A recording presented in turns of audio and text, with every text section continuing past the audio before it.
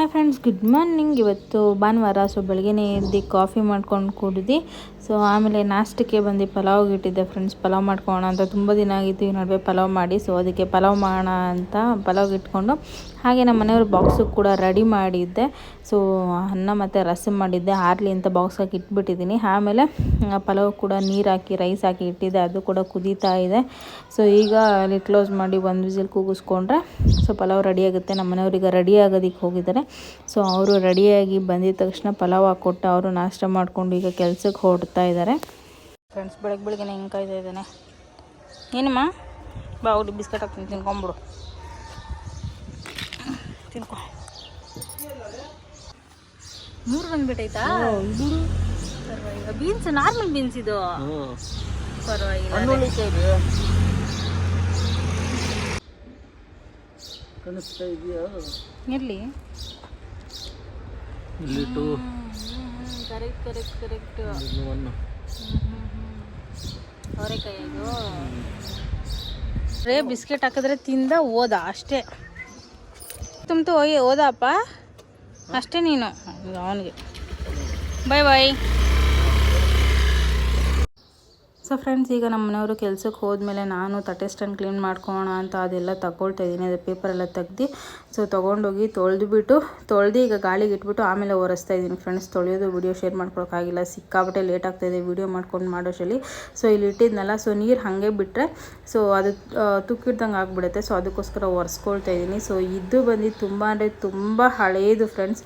ಎಷ್ಟು ವರ್ಷ ಅಂದರೆ ನನಗೆ 26 ವರ್ಷ ಹಳೇದಿದು. ನಮ್ಮಮ್ಮ ಮದುವೆ ಆದಾಗ ನಮ್ಮ ಅಜ್ಜಿ ನಮ್ಮ ಅಮ್ಮನ ಕೊಡಿಸಿದ್ದಂತೆ. ಸೊ ಇನ್ನೂ ಎಷ್ಟು ಚೆನ್ನಾಗಿದೆ ನೋಡಿ, ಅಷ್ಟೇ ಚೆನ್ನಾಗಿದೆ. ಸೊ ಅದಕ್ಕೆ ನನಗೆ ಬಿಟ್ಟರೆ ತುಕ್ಕಿಡ್ದು ಬಿಡುತ್ತೆ ಅಂದ್ಕೊಂಡು ಎಲ್ಲ ನೀಟಾಗಿ ಒರೆಸ್ಕೊಳ್ತಾ ಇದ್ದೀನಿ. ಸೊ ಆಮೇಲೆ ಅದನ್ನು ಆರಕ್ಕಿಟ್ಬಿಟ್ಟು ಸೊ ಬಟ್ಟೆಗಳು ಒಗೆಯಕ್ಕೆ ಹಾಕಿದ್ದೆ ಫ್ರೆಂಡ್ಸ್. ಅಷ್ಟರಲ್ಲಿ ಬಟ್ಟೆಗಳು ಒಣಗಾಕೊಳ್ಳೋಣ ಅಂದ್ಕೊಂಡು ಒಣಗಾಕೊಳ್ತಿದ್ದೀನಿ. ಎಷ್ಟು ಗಾಳಿ ಅಂದರೆ ಸಿಕ್ಕಾಪಟ್ಟೆ ಗಾಳಿ ಫ್ರೆಂಡ್ಸ್. ಹಾಗೆ ಇನ್ನೊಂದು ವಿಷಯ ಏನು ಅಂದರೆ, ಹೋದ ವರ್ಷ ವರಲಕ್ಷ್ಮಿ ಹಬ್ಬದ ಟೈಮಲ್ಲಿ ನಾನು ಕೆಲ್ಸಕ್ಕೆ ಹೋಗ್ತಾಯಿದ್ದೆ. ಸೊ ಕೆಲ್ಸಕ್ಕೆ ಹೋಗ್ಕೊಂಡು ಹೆಂಗೆ ಇಷ್ಟೊಂದೆಲ್ಲ ಮನೆ ಕೆಲಸ ಮಾಡ್ಕೊಂಡೋ ಗೊತ್ತಿಲ್ಲ, ಬಟ್ ಇವಾಗ ಮನೇಲಿ ಇದ್ಕೊಂಡು ಮಾಡಬೇಕಂದ್ರೆ ಸಿಕ್ಕಾಪಟ್ಟೆ ಸಾಕಾಗ್ತಾಯಿದೆ. ಸೊ ನೈಟ್ ಅಂತೂ ನಿದ್ದೆನೇ ಬರ್ತಾಯಿಲ್ಲ, ಕೈ ನೋವಿಗೆ. ಯಾಕಂದರೆ ಅಷ್ಟಿರುತ್ತಲ್ಲ ಫ್ರೆಂಡ್ಸ್, ಪಾತ್ರೆ ತೊಳೆಯೋದು ಮತ್ತು ಓಡಾಡಿಕೊಂಡು ಮನೆಯೆಲ್ಲ ಕ್ಲೀನ್ ಮಾಡೋದು, ಇದೆಲ್ಲ ಕೆಲಸ. ಕೈ ಕಾಲು ನೋವಿಗೆ ಎಷ್ಟು ಅಂದರೆ ಪಾಪ ನಮ್ಮ ಮನೆಯವರು ಹೇಳ್ತಾಯಿದ್ದಾರೆ, ಒಂದೇ ದಿನಕ್ಕೆ ಯಾಕೆ ಇಷ್ಟೆಲ್ಲ ಮಾಡೋಕ್ಕೆ ಹೋಗ್ತೀಯಾ ಅಂತ ಅಂದ್ಕೊಂಡು.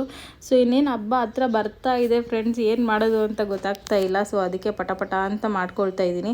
ಸೊ ಇನ್ನೂ ಸ್ಕ್ರೀನುಗಳು ಒಗಿಬೇಕು, ಬೆಡ್ಶೀಟುಗಳು, ದಿವಾನ ಮೇಲೆ ಹಾಕಿರೋದು, TV ಸ್ಟ್ಯಾಂಡ್ ಹತ್ರ ಹಾಕಿರೋದು, ಇದನ್ನೆಲ್ಲ ಒಗೆಯೋದಿದೆ. ಸೊ ಆದಷ್ಟು ಬೇಗ ಎಲ್ಲ ಕ್ಲೀನ್ ಮಾಡ್ಕೊಳ್ಬೇಕು. ಆಲ್ಮೋಸ್ಟ್ ಒಂದು ಕಡೆಯಿಂದ ಎಲ್ಲ ಕ್ಲೀನ್ ಮಾಡ್ಕೊಂಬಂದ್ಬಿಡ್ತೀನಿ. ಪೇಂಟು ಒರೆಸಿದ್ರೆ ಚೆನ್ನಾಗಿರ್ತಿತ್ತು, ಆದರೆ ಇದು ನಮ್ಮ ಸ್ವಂತ ಮನೆ ಅಲ್ವಲ್ಲ ಫ್ರೆಂಡ್ಸ್ ಪೇಂಟ್ ಹೊಡ್ಸೋದಕ್ಕೆ. ಸೊ ಅದಕ್ಕೆ ಆಲ್ಮೋಸ್ಟ್ ಎಲ್ಲ ಕ್ಲೀನ್ ಬರ್ತಾಯಿದ್ದೀವಿ. ಸೊ ಲಾಸ್ಟ್ ಟೈಮ್ ಓನರ್ ಮನೆ ಹತ್ರ ಬಂದಿದ್ದಾಗ ಹೇಳಿದ್ದೆ ಒರೆಸ್ಕೊಡಿ ಅಂತ. ಅವರು ಒರೆಸ್ಕೊಡ್ತೀನಿ ಅಂದರು. ಹೇಳ್ತಾನೇ ಇದ್ದಾರೆ ಈ ಮನೆಗೆ ಬಂದಾಗಿಂದ. ಸರಿ ಅಂದ್ಕೊಂಡು ಸುಮ್ಮನೆ ಬಿಟ್ಬಿಟ್ವಿ, ಅದ್ರ ಬಗ್ಗೆ ಜಾಸ್ತಿ ಮಾತಾಡೋದು ವೇಸ್ಟ್ ಅಂದ್ಕೊಂಡು. ಆಮೇಲೆ ಬಟ್ಟೆ ಎಲ್ಲ ಒಣಗಾಕಿದ್ದಾಯಿತು. ಈಗ ತಟ್ಟೆ ಸ್ಟ್ಯಾಂಡೆಲ್ಲ ಎತ್ತಿಟ್ಕೊಳ್ಳೋಣ ಅಂತ ಇಡ್ತಾಯಿದ್ದೀನಿ. ನನಗೆ ಹೈಟ್ ಅನ್ನಿಸ್ತಾ ಇಲ್ಲ. ಸೊ ಹಂಗೂ ಹಿಂಗೂ ಇಟ್ಟೆ, ಕೈಯೇ ನೋವು ಬಂದುಬಿಡ್ತು ಫ್ರೆಂಡ್ಸ್ ಅದಕ್ಕೆ ಇಟ್ಕೊಂಡು ಹಾಕೋಶಲ್ಲಿ. ಯಾಕಂದರೆ ಅದು ಭಾರ ಇರುತ್ತಲ್ವ, ಸಿಕ್ಕಾಪಟ್ಟೆ ಸಾಕಾಗೋಯ್ತು. ಸೊ ಆಮೇಲೆ ಪಾತ್ರೆ ಎಲ್ಲನೂ ಒಣಗಿತ್ತು. ತಟ್ಟೆ ಸ್ಟ್ಯಾಂಡಲ್ಲಿರೋ ಪಾತ್ರೆಗಳನ್ನು ಎಲ್ಲ ತೊಳ್ಕೊಂಡಿದ್ದೆ. ಸೊ ಅದನ್ನು ಕೂಡ ಎಲ್ಲ ಫಿಲ್ ಮಾಡ್ಕೊಳ್ತಾ ಇದ್ದೀನಿ. ಹಾಗೆ ಅಲ್ಲಿ ಮಸಾಲ ಡಬ್ಬಗಳೆಲ್ಲ ತೊಳೆದಿದ್ನಲ್ಲ ಫ್ರೆಂಡ್ಸ್, ಅದರಲ್ಲಿ ಉಪ್ಪು, ಸಕ್ಕರೆ, ಕಲ್ಲುಪ್ಪು ಇದಿಷ್ಟು ಕಡಿಮೆನೇ ಹಾಕ್ಕೊಂಡಿದ್ದೀನಿ. ಅದು ಹಳೇದು, ಸೊ ಖಾಲಿ ಮಾಡಿಬಿಟ್ಟು ಹೊಸದು ಹಾಕ್ಕೊಳ್ಳೋಣ ಅಂತ ಅಂದ್ಕೊಂಡು. ಸೊ ಮನೇಲಿ ಯಾವತ್ತೂ ಏನೇ ಐಟಮ್ಸ್ ಆಗಲಿ ನಾನು ಖಾಲಿ ಆಗೋದಕ್ಕೆ ಬಿಡೋದಿಲ್ಲ. ಸೊ ಫೈನಲಿ ತಟ್ಟೆ ಸ್ಟ್ಯಾಂಡ್ ಈ ಥರ ರೆಡಿ ಮಾಡ್ಕೊಂಡಿದ್ದೀನಿ. ಇಲ್ಲೆಲ್ಲ ಗ್ಲಾಸಿಂದು ಮತ್ತು ಅಲ್ಲಿ ಅರಿಶಿನ ಕುಂಕುಮ, ಇದು ಬಂದು ನಾರ್ಮಲ್ ದೇವ್ರಿಗೆ ಇಡೋದು, ಮತ್ತು ಆ ಚಿಕ್ಕ ಡಬ್ಬ ಇದೆಯಲ್ಲ ಅದು ಬಂದು ಹೊಸ್ಲಿಗೆ ಇಡೋದಕ್ಕೆ. ಸೊ ಇಲ್ಲಿ ಇದಿಷ್ಟು ಇಟ್ಕೊಂಡಿದ್ದೀನಿ. ಸ್ಪೂನ್ಸ್ ಎಲ್ಲ ಒಂದೆರಡು ಕೆಳಗಡೆನೇ ಇಟ್ಟಿರ್ತೀನಿ, ಇನ್ನೆಲ್ಲ ಮೇಲೆ ಇಟ್ಬಿಟ್ಟಿರ್ತೀನಿ. ಚೊಂಬು, ಲೋಟ ಬೇಕಾಗಿರೋದು ಅಷ್ಟೇ ಇಲ್ಲಿ ಇಟ್ಕೊಳ್ತೀನಿ. ಸೊ ಅದರಲ್ಲಿ ಡ್ರೈ ಫ್ರೂಟ್ಸ್ ಇದೆ, ಅದರಲ್ಲಿ ಸ್ಪೂನ್ಸ್ ಇದೆ, ಅದರಲ್ಲಿ ಸ್ಪೈಸಸ್ ಇದೆ. ಸೊ ಇಷ್ಟು ತಟ್ಟೆ ಸ್ಟ್ಯಾಂಡು. ಸೊ ಫೈನಲಿ ಎಲ್ಲ ರೆಡಿಯಾಗಿದೆ. ಅಲ್ಲೊಂದು ಕುಕ್ಕರ್ ಬರೋದಿದೆ, ಅದನ್ನು ರೆಡಿ ಮಾಡ್ಕೊಳ್ತೀನಿ. ಆಮೇಲೆ ನಮ್ಮ ಮನೆಯವರು ಗಸಗಸೆ ಪಾಯಸ ಬೇಕು ಅಂದರು ಫ್ರೆಂಡ್ಸ್. ಅದಕ್ಕೆ ಈಗ ಒಂದು ಬಾಣಲಿ ಇಟ್ಕೊಂಡು ಅದಕ್ಕೆ ಒಂದು ಸ್ವಲ್ಪ ಅಕ್ಕಿ ಹಾಕ್ಕೊಂಡು ಫ್ರೈ ಮಾಡ್ಕೊಳ್ತಾ ಇದ್ದೀನಿ. ಸೊ ಇದಿಷ್ಟು ಫ್ರೈ ಮಾಡ್ಕೊಂಡು ಆಮೇಲೆ ಗಸಗಸೆ ಹಾಕ್ಕೊಳ್ತಾ ಇದ್ದೀನಿ. ಅದನ್ನು ಕೂಡ ಒಂದು ಸ್ವಲ್ಪ ಚೆನ್ನಾಗಿ ಫ್ರೈ ಮಾಡ್ಕೋಬೇಕು. ಲೋ ಫ್ಲೇಮಲ್ಲೇ ಇಟ್ಕೊಂಡು ಫ್ರೈ ಮಾಡ್ಕೊಬೇಕು ಫ್ರೆಂಡ್ಸ್. ಗಸಗಸೆ ಪಾಯಸಕ್ಕೆ ಹೈ ಫ್ಲೇಮಲ್ಲಿ ಇಡಬಾರ್ದು. ಆಮೇಲೆ ಬಾದಾಮಿ ಮತ್ತು ಗೋಡಂಬಿನ ಹಾಕ್ಕೊಂಡು ಫ್ರೈ ಮಾಡ್ಕೊಳ್ತಾ ಇದ್ದೀನಿ. ಇದಿಷ್ಟನ್ನು ಹಾಕ್ಕೊಂಡು ಲೋ ಫ್ಲೇಮಲ್ಲಿ ಇಟ್ಕೊಂಡು ಫ್ರೈ ಮಾಡಿಕೊಂಡು ಇದನ್ನು ಮಿಕ್ಸಿ ಜಾರ್ಗೆ ಹಾಕ್ಕೊಳ್ತಾ ಇದ್ದೀನಿ ಫ್ರೆಂಡ್ಸ್. ಮಿಕ್ಸಿ ಜಾರ್ಗೆ ಹಾಕ್ಕೊಂಡು ಇದನ್ನು ರುಬ್ಕೊಳ್ತೀನಿ. ನಾನು ನುಣ್ಣಗೆ ರುಬ್ಕೊತಲ್ಲ, ಒಂದು ಸ್ವಲ್ಪ ತರಿಯಾಗಿ ರುಬ್ಕೊಳ್ತೀನಿ, ಯಾಕಂದರೆ ಬಾಯಿಗೆ ಸಿಗಲಿ ಅಂತ. ಆಮೇಲೆ ಅದೇ ಜಾರ್ಗೆ ತೆಂಗಿನಕಾಯಿ ಹಾಕ್ಕೊಂಡು ರುಬ್ಕೊಂಡು ಹಾಲು ಮಾತ್ರ ಎತ್ಕೊಳ್ತೀನಿ ಫ್ರೆಂಡ್ಸ್. ತೆಂಗಿನಕಾಯಿ ಫುಲ್ಲು ಹಾಗೆ ನುಣ್ಣಗೆ ರುಬ್ಕೊಳ್ಳಲ್ಲ, ಯಾಕಂದರೆ ಅದು ಬಾಯಿಗೆ ಹಂಗೆ ಸಿಗ್ತಾಯಿದ್ರೆ ನನಗೂ ಇಷ್ಟ ಆಗಲ್ಲ, ನಮ್ಮ ಮನೆಯವ್ರಿಗೂ ಇಷ್ಟ ಆಗಲ್ಲ ತೆಂಗಿನಕಾಯಿ. ಸೊ ಅದು ಹಾಲು ತಕ್ಕೊಳ್ತೀನಿ. ಆಮೇಲೆ ಅದೇ ಬಾಣಲಿಗೆ ಈಗ ತುಪ್ಪ ಹಾಕ್ಕೊಂಡು ದ್ರಾಕ್ಷಿನ ಹುರ್ಕೊಳ್ತಿದ್ದೀನಿ ಫ್ರೆಂಡ್ಸ್. ಅದನ್ನು ಲೋ ಫ್ಲೇಮಲ್ಲೇ ಹುರ್ಕೊಳ್ತಿದ್ದೀನಿ. ನೋಡಿ ಈ ಥರ ಆದರೆ ಸಾಕು, ತಕ್ಕೊಳ್ತಾಯಿದ್ದೀನಿ. ಆಮೇಲೆ ಗೋಡಂಬಿನೂ ಹುರ್ಕೊಳ್ತಾ ಇದ್ದೀನಿ ಒಂದು ಸ್ವಲ್ಪ ಹೊತ್ತು ತುಪ್ಪದಲ್ಲಿ. ಹಾಗೆ ಪಕ್ಕದಲ್ಲಿ ಇಲ್ಲಿ ಬೆಲ್ಲದ ಪಾಕ ಮಾಡೋಣ ಅಂತ ಬೆಲ್ಲ ಎಲ್ಲ ಹಾಕ್ಕೊಂಡು ಒಂದು ಸ್ವಲ್ಪ ನೀರು ಹಾಕಿಟ್ಕೊಂಡಿದ್ದೀನಿ, ಯಾಕಂದರೆ ಕಸ ಇರುತ್ತಲ್ಲ ಫ್ರೆಂಡ್ಸ್, ಸೋದಿಸ್ಕೊಳ್ತೀನಿ. ಆಮೇಲೆ ದ್ರಾಕ್ಷಿ ಗೋಡಂಬಿ ಹುರ್ಕೊಂಡಿದ್ದಲ್ಲ, ಆ ತುಪ್ಪದಿದ್ದಕ್ಕೆ ಒಂದು ಸ್ವಲ್ಪ ಹಾಲು ಹಾಕ್ಕೊಳ್ತಾ ಇದ್ದೀನಿ. ನಾನು ಅಳತೆ ಗಿಲ್ತೆ ಏನೂ ಇಲ್ಲ ಫ್ರೆಂಡ್ಸ್, ಎಷ್ಟು ಬೇಕೋ ಅಷ್ಟು ಹಾಕ್ಕೊಳ್ತಾರೆ. ಅದೇ ಬೆಲ್ಲ ಕೂಡ ಅಷ್ಟೇ, ಎಷ್ಟು ಬೇಕೋ ಅಷ್ಟು ಹಾಕ್ಕೊಂಡಿದ್ದೀನಿ. ಸೊ ಆಮೇಲೆ ಈಗ ಬೆಲ್ಲನ ಸೋದಿಸ್ಕೊಳ್ತಾ ಇದ್ದೀನಿ ಫ್ರೆಂಡ್ಸ್. ಬೆಲ್ಲನ ಹಾಲಲ್ಲಿ ಸೋದಿಸ್ಕೊಳ್ತಾ ಇದ್ದೀನಿ. ಸೊ ಅದು ಕೂಡ ಸೋದಿಸ್ಕೊಂಡಾದ್ಮೇಲೆ ಒಂದು ಮಿಕ್ಸ್ ಮಾಡಿ ಒಂದು 2 ನಿಮಿಷ ಬಿಟ್ಟು, ಹಾಗೆ ಡ್ರೈ ಫ್ರೂಟ್ಸ್ ಅದೆಲ್ಲ ಮಿಕ್ಸ್ ಮಾಡ್ಕೊಂಡಿದ್ದೆನಲ್ಲ ಅದನ್ನು ಹಾಕ್ಕೊಳ್ತಾ ಇದ್ದೀನಿ. ಅದು ತರಿಯಾಗಿರೋದ್ರಿಂದ ನೋಡಿ ಅಲ್ಲೆಲ್ಲ ಹಾಗೆ ಕಾಣ್ತಾ ಇದೆ, ತಿನ್ಬೇಕಾದ್ರೆ ಸಖತ್ತಾಗಿ ಸಿಗುತ್ತೆ. ಇದು ಬಂದು ತೆಂಗಿನಕಾಯಿ ಹಾಲು ಹಾಕ್ಕೊಳ್ತಾ ಇದ್ದೀನಿ. ಸೊ ಅದನ್ನು ಹಾಕ್ಕೊಂಡು ಚೆನ್ನಾಗಿ ಮಿಕ್ಸ್ ಮಾಡ್ಕೊಳ್ಬೇಕು. ಸೊ ಇದು ಚೆನ್ನಾಗಿ ಕುದಿಬೇಕು. ನಾನು ಹಳೆ ವೀಡಿಯೋಸಲ್ಲಿ ಕೂಡ ನಾನು ಶೇರ್ ಮಾಡ್ಕೊಂಡಿದ್ದೀನಿ ಗಸಗಸೆ ಪಾಯಸ ಹೇಗೆ ಮಾಡೋದು ಅಂದ್ಕೊಂಡು. ಸೊ ಇದು 2ನೇ ಸತಿ ಮಾಡ್ತಾ ಇರೋದು. ಹಾಗೆ ಏಲಕ್ಕಿ ಪೌಡರ್ ಹಾಕಿ ಇದನ್ನು ಕುದಿಯೋದಕ್ಕೆ ಬಿಡ್ತೀನಿ. ಇದು ಚೆನ್ನಾಗಿ ಕುದೀತಾ ಇರಬೇಕು.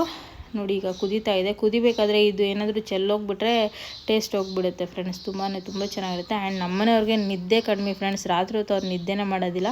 ಸೊ ಈ ಥರ ಗಸಗಸೆ ಪಾಯಸ ಮಾಡಿಕೊಟ್ರೆ ಚೆನ್ನಾಗಿ ನಿದ್ದೆ ಬರುತ್ತೆ ಅಂತಾರೆ, ಅದಕ್ಕೆ ಮಾಡಿಕೊಟ್ಟೆ. ಆಮೇಲೆ ನಮ್ಮ ಮನೆಯವ್ರು ಕೂಡ ಕೆಲಸದಿಂದ ಬಂದರು, ಅವ್ರಿಗೂ ಪಾಯಸ ಕೊಟ್ಟೆ. ಆಮೇಲೆ ಅವರು ಸ್ಯಾಂಡ್ವಿಚ್ ಮಾಡ್ತೀನಿ ಅಂತ ಬ್ರೆಡ್ ತೊಗೊಂಡು ಬಂದಿದ್ದರು. ಸೊ ಅವರೇ ಮಾಡ್ತಾಯಿದ್ದಾರೆ. ಒಂದು ಸ್ವಲ್ಪ ಪನ್ನೀರ್ ಇತ್ತು, ಮೊನ್ನೆ ನಾವು ಅಮ್ಮ ಕೊಟ್ಟೋಗಿದ್ದು ಪನ್ನೀರು, ಅದರಲ್ಲೇ ಬ್ರೆಡ್ ಸ್ಯಾಂಡ್ವಿಚ್ ಮಾಡಿಕೊಟ್ರು. ನೋಡಿ ಎಷ್ಟು ಚೆನ್ನಾಗಿದೆ ಅಲ್ವಾ. ಸೊ ಅದನ್ನು ಕೂಡ ಎಲ್ಲ ತಿಂದ್ಕೊಂಡ್ವಿ. ತುಂಬ ಚೆನ್ನಾಗಿತ್ತು. ಅದನ್ನು ಮುಗಿಸ್ಕೊಂಡು ಈಗ ಸಂತೆಗೆ ಹೋಗ್ತಾಯಿದ್ದೀವಿ ಫ್ರೆಂಡ್ಸ್. ಸೊ ಸಂತೆಗೆ ಹೋಗಿ ತರಕಾರಿ ಎಲ್ಲ ತಂದ್ಬೇಡ, ಇನ್ನು ಹಬ್ಬಕ್ಕೂ ಬೇಕಲ್ಲ ಅಂದ್ಕೊಂಡು ಹೋಗ್ತಾಯಿದ್ದೀವಿ. ಏನು ತರಕಾರಿ ತರಬೇಕು, ಏನು ಅಡುಗೆ ಮಾಡಬೇಕು ಅಂತ ಈಗಲೂ ಪ್ಲ್ಯಾನ್ ಇಲ್ಲ, ಒಟ್ಟಿನಲ್ಲಿ ಮಾಡಬೇಕು ಅಂತ ಅಂದ್ಕೊಂಡಿದ್ವಿ. ಸನ್ಸೆಟ್ ನೋಡಿ ಎಷ್ಟು ಚೆನ್ನಾಗಿ ಕಾಣ್ತಾ ಇದೆ. ಸೊ ಬನ್ನಿ ಈಗ ಹೋಗ್ಬಿಟ್ಟು ಫಸ್ಟು ತರಕಾರಿ ತೊಗೊಂಬರೋಣ ಫ್ರೆಂಡ್ಸ್. ಏನು ತರಕಾರಿ ತೊಗೊಳ್ಳೋದು ಅಂತ ಗೊತ್ತಿಲ್ಲ. ಒಂದು ಸ್ವಲ್ಪ ತರಕಾರಿಗಳು ತೊಗೊಂಡು ಹಾಗೆ ಬರ್ತಾ ನಮ್ಮ ಮನೆಯವರು ಹಣ್ಣು ತೊಗೊಳ್ಳೋಣ ಅಂತ ಬರೀ ಕಲ್ಲಂಗಡಿ ಹಣ್ಣು ತೊಗೊಂಡು ಮತ್ತು ದಾಳಿಂಬೆ ಹಣ್ಣು ತೊಗೊಳ್ತಾ ಇದ್ದಾರೆ. ಸೊ ನಮಗೆ ತಿನ್ನೋದಕ್ಕೆ ಫ್ರೆಂಡ್ಸ್, ಇದು ಹಬ್ಬಕ್ಕಲ್ಲ. ಆಮೇಲೆ ಹಾಗೆ ಬರ್ತಾ ನುಗ್ಗೆಕಾಯಿ ತೊಗೊಂಡು ಈಗ ಮನೆಗೆ ಬರ್ತಾಯಿದ್ದೀವಿ. ಬನ್ನಿ ಏನೇನು ತೊಗೊಂಡೆ ಸಂತೆಯಲ್ಲಿ ಅಂತ ನಿಮಗೆ ತೋರಿಸ್ತೀನಿ. ಸೊ ಫ್ರೆಂಡ್ಸ್, ಇಲ್ಲಿ ಸಂತೆಗೆ ಹೋಗಿ ತಂದಿರೋ ಐಟಮ್ಮು ಸೊಪ್ಪು ಹಾಗೆ ಬಾಳೆಹಣ್ಣು ತಂದಿದ್ದೀನಿ ನಾಳೆ ಪೂಜೆಗೆ. ಆಮೇಲೆ ನಿಂಬೆಹಣ್ಣು, ಇದು ದೀಪದ ಬತ್ತಿ ಎಲೆ, ಆಮೇಲೆ ಗೆಜ್ಜೆ ವಸ್ತ್ರ, ಧೂಪ ತಂದಿದ್ದೀನಿ. ಇಲ್ಲಿ ಕ್ಯಾಬೇಜ್ ಹಾಗೆ ಹೀರೆಕಾಯಿ ಮತ್ತು ಚಿಗಡಿಕಾಯಿ ತಂದಿದ್ದೀನಿ. ಇಲ್ಲಿ ಕ್ಯಾರೆಟ್, ಬೀನ್ಸ್, ಮುಲ್ಲಂಗಿ, ನುಗ್ಗೆಕಾಯಿ, ಇದಿಷ್ಟು ಶಾಪಿಂಗ್ ಫ್ರೆಂಡ್ಸ್ ನಮ್ಮದು. ಹಾಗೆ ಅದ್ರ ಜೊತೆ ಇಲ್ಲಿ ಕಲ್ಲಂಗಡಿ ಫ್ರೆಂಡ್ಸ್ 3.5 kg ಇದೆ ಇದು ಕಲ್ಲಂಗಡಿ ಹಣ್ಣು. ಹಾಗೆ ಪೊಮೊಗ್ರಾನೇಟ್ ಹಣ್ಣುಗಳು ರೇಟ್ ಕೇಳಿದ್ರೆ ಭಯ ಆಗುತ್ತೆ ಫ್ರೆಂಡ್ಸ್. ನಮ್ಮ ಮನೆಯವ್ರು ಬೇಡ ಅಂದ್ರೂ ಇರಲಿ ಅಂತ ಕೊಡಿಸಿದ್ದಾರೆ. ಸೊ ಬನ್ನಿ ಎತ್ತಿಡೋಣ, ಆದರೆ ನಾಳೆ ಬೆಳಿಗ್ಗೆ ಪೂಜೆಗೆ ಎತ್ಕೊಂಡು ಹೋಗೋಣ ಫ್ರೆಂಡ್ಸ್. ಸೊ ಫ್ರೆಂಡ್ಸ್, ಕಲ್ಲಂಗಡಿ ಹಣ್ಣು ಬಂದಿದ ತಕ್ಷಣ ಫಸ್ಟ್ ಕಟ್ ಮಾಡಿಕೊಂಡು ತಿನ್ಕೊಂಡೆ. ನಮ್ಮ ಮನೆಯವ್ರಿಗೆ ಕಲ್ಲಂಗಡಿ ಹಣ್ಣು ಅಂದರೆ ತುಂಬ ಇಷ್ಟ. ಈಗ ಟೈಮ್ ಬಂದು 8 ಗಂಟೆ ಆಗಿದೆ. ಸೊ ಸೊಪ್ಪೆಲ್ಲ ಬಿಡಿಸ್ಕೊಂಡು ಉಪ್ಸಾರಿಗೆ ಇಟ್ಟೆ. ಸೊ ನಮ್ಮ ಮನೆಯವ್ರು ಇನ್ನೇನು ತಿನ್ನೋಣ ಮುದ್ದೆ ಮಾಡೋಕ್ಕಿಡು ಅಂತಂದರು. ಅಷ್ಟರಲ್ಲಿ ಇಟ್ಟೆ. ಅವ್ರಿಗೆ ಯಾವುದೋ ಒಂದು ಕಾಲ್ ಬಂತು. ಸೊ ಆಗಸ್ಟ್ ಸ್ಟಾರ್ಟ್ ಆಗಿದ್ದು ಸಾವಿನ ಸುದ್ದಿಗಳು, ಆಕ್ಸಿಡೆಂಟ್ಗಳು ಇದೇ ಬರ್ತಾಯಿದೆ ನಮಗೆ. ಯಾಕೋ ಗೊತ್ತಿಲ್ಲ, ಆಗಸ್ಟ್ ಟೈಮೇ ಸರಿ ಇಲ್ಲ ಅನಿಸುತ್ತೆ, ಏನೋ ಗೊತ್ತಿಲ್ಲ. ಸೊ ನನ್ನ ಹಸ್ಬೆಂಡ್ ಫ್ರೆಂಡ್ಗೆ ಏನೋ ಆಗಿದೆ ಅಂತ ನ್ಯೂಸ್ ಬಂತು, ಏನು ಅಂತ ಕ್ಲಿಯರಾಗಿ ಗೊತ್ತಿಲ್ಲ. ಸೊ ಅದಕ್ಕೆ ಅವರು ಪಟ ಅಂತ ಈಗ ಹೋದರು ಸಡನ್ನಾಗೆ. ಏನೂ ಆಗದಿರ ಇದ್ರೆ ಸಾಕು. ಸೊ ನೋಡೋಣ ಏನಂತ ಉಪ್ಸಾರು ಮಾಡಿ ಇಟ್ಟಿದ್ದೀನಿ ಫ್ರೆಂಡ್ಸ್. ಅದು ವಿಸಿಲ್ ಬಂದ ತಕ್ಷಣ ಮಾಡಿದೆ. ಇನ್ನೇನು ನಮ್ಮ ಮನೆಯವ್ರು ಬಂದಮೇಲೆ ಮುದ್ದೆ ಮಾಡ್ಕೊಳ್ತೀನಿ. ನೋಡೋಣ ಅವ್ರು ಎಷ್ಟೊತ್ತಿಗೆ ಬರ್ತಾರೆ ಏನು ಅದು ಗೊತ್ತಿಲ್ಲ.